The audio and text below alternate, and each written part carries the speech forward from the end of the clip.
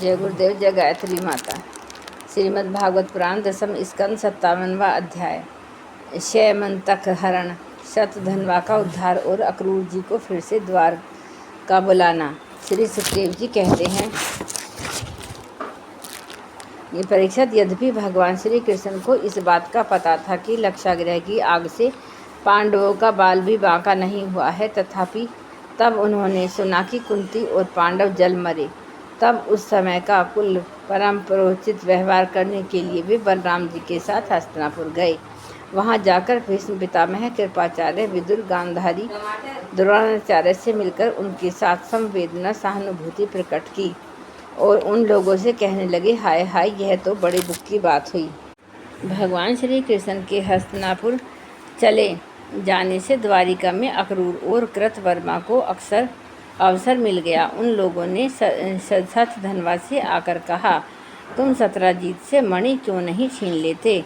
सत्यजीत ने अपनी श्रेष्ठ कन्या सत्यभामा का विवाह हमसे करने का वचन दिया था और अब उसने हम लोगों का तिरस्कार करके उसे कृष्ण के साथ ब्याह दिया है। अब सत्यजीत भी अपने भाई प्रसेन की तरह क्यों न यमपुरी में जाए। शतधन्वा पापी था और अब तो उसकी मृत्यु भी उसके सिर पर नाच रही है। अक्रूर और कृतवर्मा के इस प्रकार बहकावे पर शतधन्वा उनकी बातों में आ गया और उस महादुष्ट ने लोभवश सोए हुए सत्यजीत को मार डाला। उस समय स्त्रियां अनाथ के समान रोने चिल्लाने लगी, परंतु शतधन्वा ने उनकी ओर तनिक भी ध्यान न दिया। जैसे कसाई पशुओं की हत्या कर डालता है, वैसे ही वह सत्यजीत को मारकर और मणि वहां से लेकर चंपत हो गया। सत्यभामा जी को यह देखकर कि मेरे पिता मार डाले गए, उन बड़ा शोक हुआ और वे हाय पिताजी, मैं मारी गई, इस प्रकार पुकार कर विलाप करने लगी। बीच बीच में बेहोश हो जाती और होश में आने पर फिर विलाप करने लगती।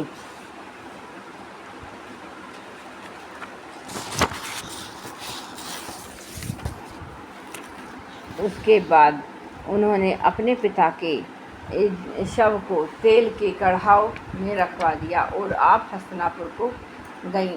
उन्हें बड़े दुख से भगवान श्री कृष्ण को अपने पिता की हत्या का वृत्तांत सुनाया। यद्यपि इन बातों को भगवान श्री कृष्ण पहले से ही जानते थे। परीक्षित, सर्वशक्तिमान भगवान श्री कृष्ण और बलराम जी ने सब सुनकर मनुष्यों की सी लीला करते हुए अपनी आंखों में आंसू भर लिए और विलाप करने लगे। अहो, हम लोगों पर तो यह बहुत बड़ी विपत्ति आ पड़ी। इसके बाद भगवान श्री कृष्ण सत्यभामा जी और बलराम जी के साथ हस्तिनापुर से द्वार पर लौट आए और शतधन्वा को मारने तथा उससे मणि छीनने का उद्योग करने लगे। अब शतधन्वा को यह मालूम हुआ कि भगवान श्री कृष्ण मुझे मारने का उद्योग कर रहे हैं। तब वह बहुत डर गया और अपने प्राण बचाने के लिए उसने कृतवर्मा से सहायता मांगी। तब कृतवर्मा ने कहा, भगवान श्री कृष्ण और बलराम जी सर्वशक्तिमान ईश्वर हैं, मैं उनका सामना नहीं कर सकता। भला ऐसे कौन है जो उनके साथ बैर बांधकर इस लोक और परलोक में सकुशल रह सकेंगे? हाँ, तुम जानते हो, कंस उन्हीं से द्वेष करने के कारण राज्य लक्ष्मी को खो बैठा, अपने अनुयायियों के साथ मारा गया। जरासंध जैसे शूरवीर को भी उनके सामने 17 बार मैदान में हारकर बिना रथ के ही अपनी राजधानी में लौट जाना पड़ा। अब कृतवर्मा ने उसे इस प्रकार टका सा जवाब दे दिया। तब शतधन्वा ने सहायता के लिए अक्रूर जी से प्रार्थना की। उन्होंने कहा, भाई, ऐसा कौन है जो सर्वशक्तिमान भगवान का बल पौरुष जानकर भी उनसे बैर विरोध ठाने, जो भगवान खेल खेल में ही इस विश्व की रचना, रक्षा और संहार करते हैं तथा और जो कब क्या करना चाहते हैं, इस बात को माया से मोहित ब्रह्म आदि विश्व विधाता भी नहीं समझ पाते, जिन्होंने 7 वर्ष की अवस्था में जब से निरे बालक थे, एक हाथ से ही गिरिराज गोवर्धन को उखाड़ लिया और जैसे नन्हे नन्हे बच्चे बरसाती छाते को उखाड़कर हाथ में रख लेते हैं, वैसे ही खेल खेल में 7 दिनों तक उसे उठाए रखा। मैं तो उन भगवान श्री कृष्ण को नमस्कार करता हूँ। उनके क्रम अद्भुत हैं। वे अनंत अनादि एक रस और आत्म स्वरूप हैं। उन्हें नमस्कार करता हूँ। जब इस प्रकार अक्रूर जी ने भी उसे कोरा जवाब दे दिया, तब शतधन्वा ने शैवमंत मणि उन्हीं के पास रख दी और आँख 400 कोस लगातार चलने वाले घोड़े पर सवार होकर वहाँ से बड़ी फुर्ती से भागा। परीक्षित भगवान श्री कृष्ण और बलराम दोनों अपने इस रथ पर सवार हुए, जिस पर गरुड़ चिन्ह से चिन्हित ध्वजा फहरा रही थी और बड़े बेवेग वाले घोड़े जुते हुए थे। तब उन्होंने अपने असुर शतराजीत को मारने वाले शतधन्वा का पीछा किया। मिथिलापुर के निकट एक उपवन में शतधन्वा का घोड़ा गिर पड़ा। जब वह उसे छोड़कर पैदल ही भागा, तब वह अत्यंत भयभीत हो गया। भगवान श्री कृष्ण भी क्रोध करके उसके पीछे दौड़े। शतधन्वा पैदल ही भाग रहा था, इसलिए भगवान ने भी पैदल ही दौड़कर अपने तीक्ष्ण धार वाले चक्र से उसका सिर उतार लिया। उसके वस्त्रों में शैमंत मणि को ढूंढा, परंतु जब मणि नहीं मिली, तब भगवान श्री कृष्ण ने बड़े भाई बलराम जी से आकर कहा, हमने शतधन्वा को व्यर्थ ही मारा, क्योंकि उसके पास शैमंत मणि तो है ही नहीं। बलराम जी ने कहा, इसमें संदेह नहीं है कि शतधन्वा ने शैमंतक मणि को किसी न किसी के पास रख दिया। अब तुम द्वारका जाओ और उसका पता लगाओ। मैं विधिराज की से मिलना चाहता हूँ, क्योंकि वे मेरे बहुत ही प्रिय मित्र हैं। परीक्षित यह कहकर यदुवंश शिरोमणि बलराम जी मिथिला नगरी में चले गए। जब मिथिला नरेश देखा कि पूजनीय बलराम जी महाराज पधारे हैं, तब उनका हृदय आनंद से भर गया। उन्होंने झटपट अपने आसन से उठकर अनेक सामग्रियों से उनकी पूजा की। इसके बाद भगवान बलराम जी कई वर्षों तक मिथिलापुर में ही रहे। महात्मन जनक ने बड़े प्रेम और सम्मान से उन्हें रखा। इसके बाद समय पर धृतराष्ट्र के पुत्र दुर्योधन ने बलराम जी से गदा युद्ध की भी शिक्षा ग्रहण की। अपनी प्रिया सत्यभामा का प्रिय कार्य करके भगवान श्री कृष्ण द्वारिका लौट आए और उनको यह समाचार सुना दिया कि शतधन्वा को मार डाला गया, परंतु शैमंतक मणि उसके पास न मिली। इसके बाद उन्होंने भाई बंधुओं के साथ अपने असुर शतराजीत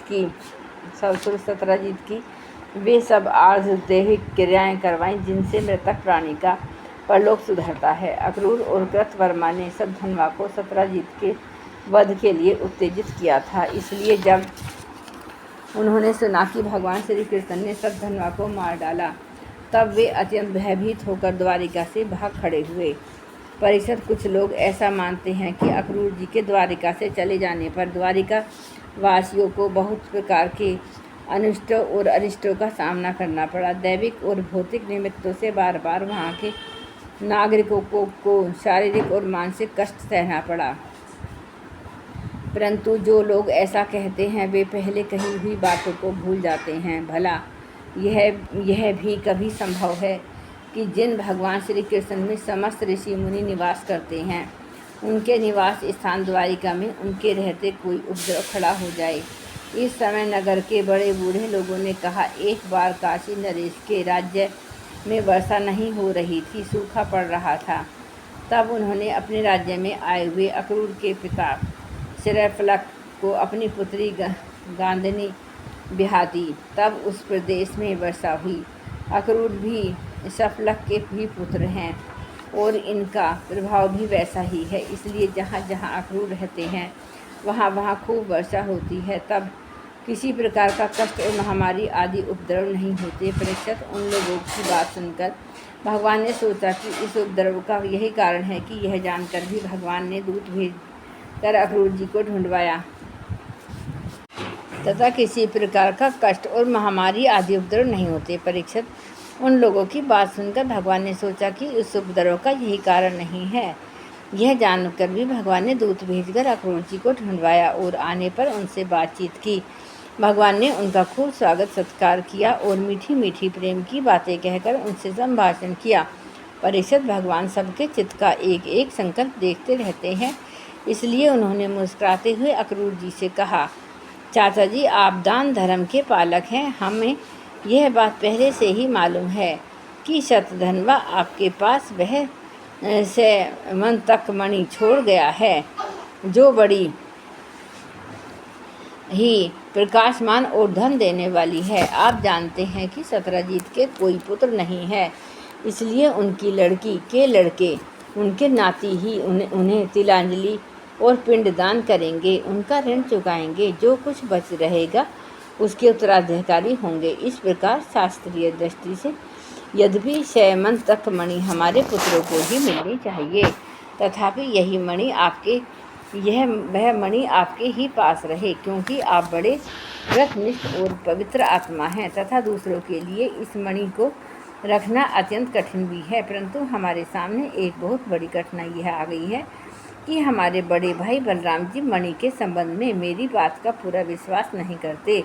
इसलिए भाग्यवान अक्रूर जी, आप यह मणि दिखाकर हमारे इष्ट मित्र बलराम जी, सत्यभामा और जाम्बवती का संदेह दूर कर दीजिए, उनके हृदय में शांति का संचार कीजिए। हमें पता है कि उसी मणि के प्रताप से आप लगातार ही ऐसे यज्ञ करते रहते हैं जिनसे सोने की वेदियां बनती हैं। परीक्षित, जब भगवान श्री कृष्ण ने इस प्रकार सांत्वना देकर उन्हें समझाया बुझाया, तब अक्रूर जी वस्त्र में लपेटी हुई सूर्य के समान प्रकाशमान वह मणि निकाली और भगवान श्री कृष्ण को दे दी।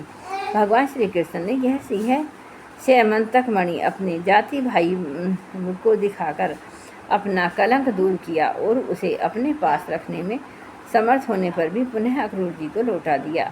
सर्वशक्तिमान सर्वव्यापक भगवान श्री कृष्ण के पराक्रम से परिपूर्ण यह आख्यान समस्त पापों, अपराधों और कलंकों का मार्जन करने वाला तथा परम मंगलमय है। जो इसे पढ़ता, सुनता अथवा स्मरण करता है, वह सब प्रकार से आप कीर्ति और पापों से छूटकर शांति का अनुभव करता है। जय गुरुदेव, जय गायत्री।